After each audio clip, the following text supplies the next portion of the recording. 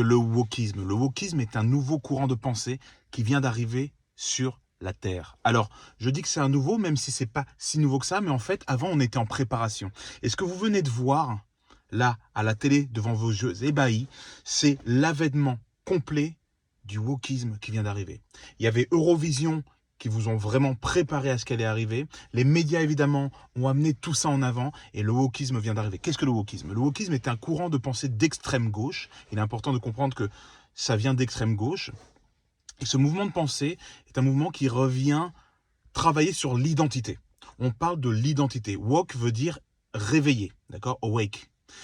Et les gens qui sont wokistes se disent réveillés sur les nouveaux termes, sur les inégalités, sur les choses qui ne vont pas sur cette terre. C'est-à-dire le patriarcat, la religion qui impose des manques de liberté, la non-tolérance pour le genre, pour le sexe ou les préférences sexuelles.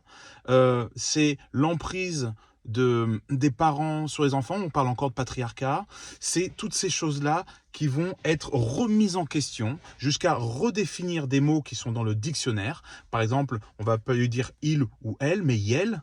On va plus dire qu'on est hétéro, on est hétéro-cisgenre. On n'est plus un couple, on est un trouble. On en a eu l'exemple à la télé. Mais c'est très très grave les amis. Pourquoi? Parce qu'ils redéfinissent toutes les définitions de ce que nous on connaissait comme par exemple le fascisme. On dit que quelqu'un est un facho. Le fascisme, c'était un mouvement justement d'extrême gauche à la base. D'accord? Le fascisme, renseignez-vous, c'est un mouvement d'extrême gauche. Mais maintenant, c'est ceux d'extrême gauche qui traitent les autres de fascistes en les attaquant de front. Le fascisme, c'est vraiment un mouvement qui va de façon violente raboter un discours qui va à l'encontre d'une pensée, d'une bien-pensance généralement unique, qui vient de cette extrême gauche et qui va venir fracasser, casser les réactionnaires, les conservateurs. Et bien maintenant, ce sont eux qui traitent les autres de fascistes. Alors que le fascisme était un mouvement d'extrême gauche. Enfin bref, on ne va pas parler de politique, mais pour vous compreniez que Awake, comprenez maintenant, nous, on sait ce qui s'est passé au Géo. On sait qu'il y a eu un culte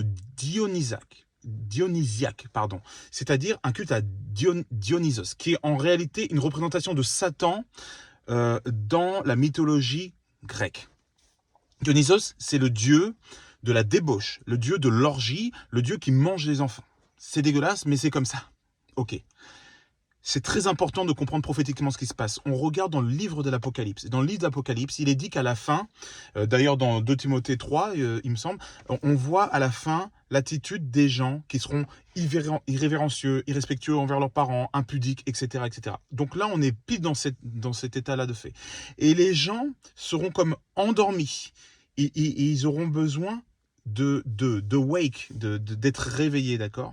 Mais comprenez que prophétiquement, c'est très intéressant. Le wokisme est en train de servir le satanisme. C'est ce qu'on a vu aux Jeux Olympiques.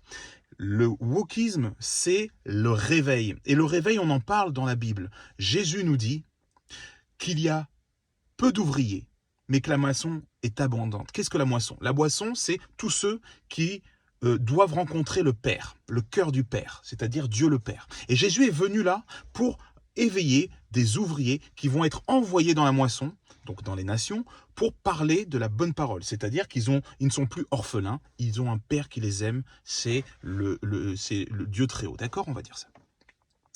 Donc Jésus dit, priez le chef de la moisson qu'il envoie plus d'ouvriers dans la moisson. Et le mot envoyer, d'ailleurs, c'est un mot qui veut dire expulser.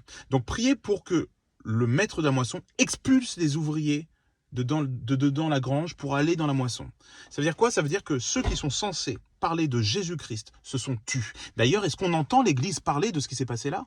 On entend les paroissiens, entre guillemets, on entend les croyants, on entend ceux qui sont dans les églises bâtiments, ceux qui ne sont pas dans les églises bâtiments, les catholiques, les protestants, les évangélistes, les pentecôtistes, on les entend tous maintenant. On n'entend pas forcément les autorités. Est-ce que l'Église, quelque part dans son fonctionnement, l'Église religieuse, comme je veux dire, c'est vraiment le système des hommes, n'est pas complice à un certain égard? J'en sais rien, je pose la question, mais ce qu'on peut voir, c'est que les gens, les petits gens comme nous, sont en train de se réveiller. Les chrétiens croient qu'à la fin des temps, il y aura un grand réveil. Mais il y a un mensonge sur ça. Et ça vient aussi beaucoup de l'ennemi. Le mensonge, c'est qu'on croit qu'un jour, Dieu va réveiller les gens qui ne croient pas en Dieu. Et d'un coup, ils vont se dire, mais attends, c'est bon, j'y crois. Allez, je cours vite dans une église. Mais ça ne va pas se passer comme ça. Dieu nous a choisis pour aller parler aux gens de la moisson comme des ouvriers pour les réveiller. Mais ceux qui ont besoin d'être réveillés, c'est pas la moisson. Ceux qui ont besoin d'être réveillés, c'est les moissonneurs, c'est les ouvriers, c'est ceux qui ont le message, c'est ceux qui ont la responsabilité d'aller travailler, qui ne se sont pas levés pour aller travailler. Et aujourd'hui, qu'est-ce qui s'est passé? Le wokisme vient de vous réveiller, vous les chrétiens. Et c'est magnifique. C'est magnifique ce qui se passe. C'est comme ce virus-là qui a frappé le monde entier.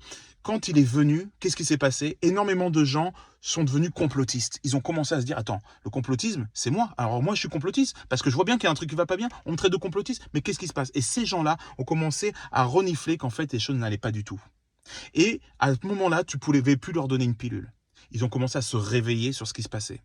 Et puis, énormément de ces personnes-là ont commencé à voir que ce qui se passait était écrit exactement dans la Bible. C'est marrant parce que tu regardes les événements d'aujourd'hui, tu ouvres la Bible et tu vois exactement que ça a été écrit il y a plus de 3500 ans. Bon, bref, ça c'est pour ceux qui ne croient pas encore. Réveillez-vous parce que eux, ils y croient très fortement. Ils sont très religieux, ils croient en Satan, ils croient à l'antéchrist. Et l'antéchrist, c'est anti-Christ. Donc, il faut commencer à aller voir qui est Christ, pour de vrai. C'est pas des croyances, d'accord? Eux, ils sont très sérieux dans leur délire. Donc, les moissonneurs sont réveillés par les wokistes, les awake. Les wokistes sont là pour te réveiller, toi qui es chrétien, pour que tu crois encore plus et que tu dises non, je m'affirme en disant que je ne suis pas d'accord et que tu puisses enfin t'affirmer chez toi, dans ta famille, chez tes amis, à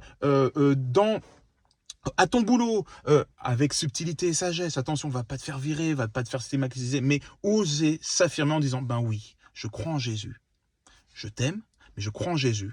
Et si tu me sers ce genre de plat sur la table, je n'en mangerai pas. La Sainte Seine, c'est censé être fait pour partager le pain et le vin. Le pain, c'est Christ qui a donné sa vie, son corps. Le pain, c'est ça. Le vin, c'est son sang qui a coulé pour toi. C'est ce repas, quand tu le prends, c'est pour te rappeler qu'en croyant, parce que si tu crois de ton cœur et que tu confesses de ta bouche que Jésus-Christ est ton sauveur et ton Seigneur, fais-le maintenant si tu veux, tu es sauvé. C'est la promesse. Il n'y a rien à faire, c'est gratuit. C'est le don gratuit que Jésus est venu faire. Et il a dit, à chaque fois que vous mangerez du pain et du vin, faites-le en vous rappelant de ce que j'ai fait à moi. Ça veut dire tous les jours, donne-nous notre pain quotidien. Tous les jours, tu te rappelles que je suis sauvé. Donc, tu as une divine espérance. Donc, tu peux aller au charbon parce que tu sais que tu es sauvé. Et tu peux aller réveiller les autres parce que tu sais que tu es sauvé, même si tu te fais lapider, même si tu te fais persécuter, même si tu vas être divisé avec ta belle-mère, ton père, ta sœur, tes amis, etc. C'est pas grave, la Bible nous dit que ça va arriver. La Bible nous dit que les chrétiens seront persécutés à la fin. Pourquoi? Parce que les chrétiens vont se réveiller, ils diront non dans une société où on n'a plus le droit de dire non. Parce que quand tu dis non dans cette société, on dit homophobe, on dit fasciste, on dit raciste, on dit tous ces mots-là qui vont être discriminants et qui vont t'évincer de la société. Eh bien, nous, on est là pour dire, on ne veut pas de cette société. On est là pour se lever, pour dire, ok, Jésus-Christ, tu m'as appelé à m'affirmer, à m'afficher pour toi, en ton nom. Alors maintenant, je vais commencer à lire ta Bible. Je vais commencer à faire ce que tu m'as dit de faire. Je vais commencer à revenir aux valeurs chrétiennes, apprendre ce que c'est qu'être chrétien, apprendre ce que Jésus m'a demandé de faire. Et ça, c'est dans la Bible que vous allez le voir. Et vous allez pouvoir commencer à vous affirmer en tant que guerrier de lumière, en tant que représentant, en tant qu'ambassadeur de Christ. Parce que ils sont là pour vous réveiller. Vous réveiller de quoi? Vous réveiller avec un simple message en disant, si vous n'affirmez pas Christ, nous, on apportera l'antichrist dans ta vie, dans ta famille et sur tes enfants. Et tes enfants seront à notre table. Regardez les signes qu'ils font, même quand ils sont à table, ils font ça. Et la petite fille aussi, elle fait ça. Ça veut dire quelque chose dans le langage franc-maçonnique. Donc, je vous le dis, avec moi, réveillez-vous, prenez votre Bible, prenez votre foi et affirmez haut et fort sur vos réseaux sociaux, autour de vous, avec sagesse, avec beaucoup de douceur, avec politesse. C'est très important. Montrez qu'on est plus intelligent que ceux qui nous attaquent violemment. On doit être doux comme des colombes, prudent comme des serpents. On doit parler de Jésus-Christ et affirmer haut et fort que c'est lui qui vaincra, qu'il n'y a qu'un seul Dieu et c'est lui. Soyez bénis et soyez courageux. Je vous encourage à ça.